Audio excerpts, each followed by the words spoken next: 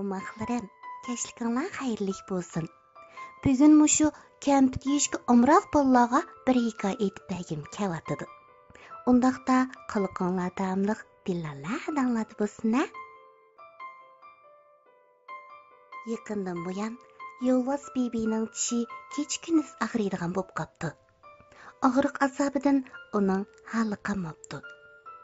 Aslida bebining tishi intayin mustahkam ekan.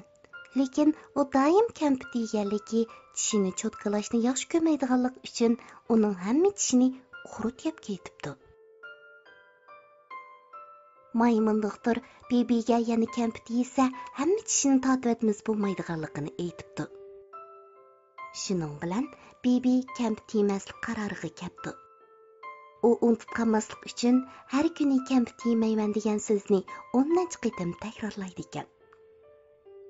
Bo'richaq bebi buni bilgandan keyin ko'nglida bu oshko'z yo'lvoz cho'qim unutib qoladi deb o'ylabdi.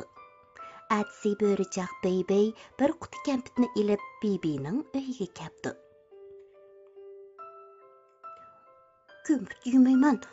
Kampit yemayman. Bebi bir quti kampitga qarab o'z-o'ziga shunday pichirlabdi. Nemishqa kampit yemaysan? deb so'rabdi bebi qasdan. Tushimni osrash uchun deb javob beribdi bebi. Ha, bundoq ekanda, amsa men bu tatli kampitlarni ilib kelsam bo'g'udak. Bebi shundoq deb yag'anda maqmoqchi bo'pti. To'xta. Bebini tortib. Yesam bo'lmaydi, lekin qarab turay, debdi.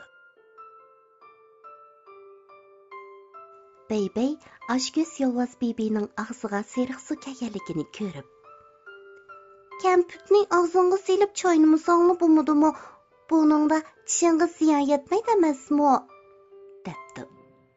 Shuning bilan bebi qutini ichib, kampitni yeyishga boshlabdi.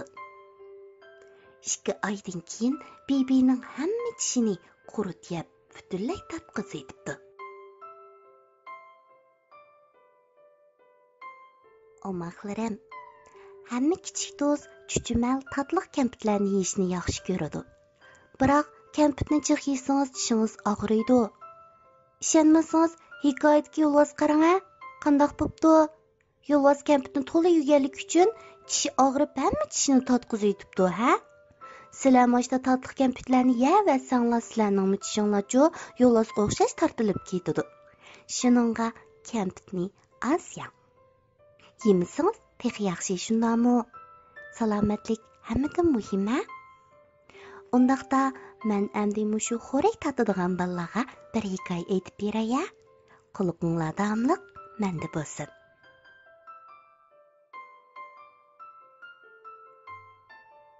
Shir bilan chashqan. Bir kuni bir chashqan ehtiyotsizlikdan uxlayotgan shirning putiga tegib ketibdi. Shir uyg'onib, yo'g'on topini bilan chashqanni besibdi. Chashqan: "Kechirgin, meni o'ldirma", debdi. Shir chashqanni yevatmoqchi bo'pti. "Apoqil", debdi chashqan yig'lab turib. "Yaxshiligingni unutmayman, kunlarning birida yordamim tegib qola bo'lamdi". Shir kulib turib: "Kichikgina bir chashqan yo'g'on bir shirga qandoq yordam qila, ha? Ammo meni kuldirdingmi? Shuni seni qo'yib beray", debdi. U chashqanni qo'yib beribdi. Chashqan ketibdi. 2 haftadan keyin chashqan yiroqdan shirning ovozini anglabdi. U ovoz chiqqan tarafga yuguribdi. Shirning to'rga solinib qolganligini ko'ribdi. Bir qancha ovchi bu cho'ng hayvonni tutib olgan ekan. Chashqan kutib turibdi. Ovchilar at arvisini ilib kelgili ketganda, chashqan tezdan to'rni tishlashga boshlabdi.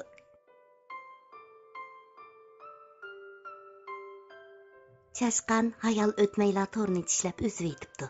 Shir erkinlikka erishibdi. Shir chashqanni dumisiga ilib o'rmonlikqa kirib ketibdi. Ular to'xtagandan keyin chashqan: kunlarning birida sana yordamim tegidi deb buruluq aytgandim-ku, debdi. Nihoyatda xijil bo'ladim-a. U chog'da sana ishonmabdikama. Endi tushundim. Kichkina bir choshqoningmi qaltis karamti bo'lgan-a, debdi Shirin. Kech bo'lib ketibdi, amiz bugun baldir uxlanglar.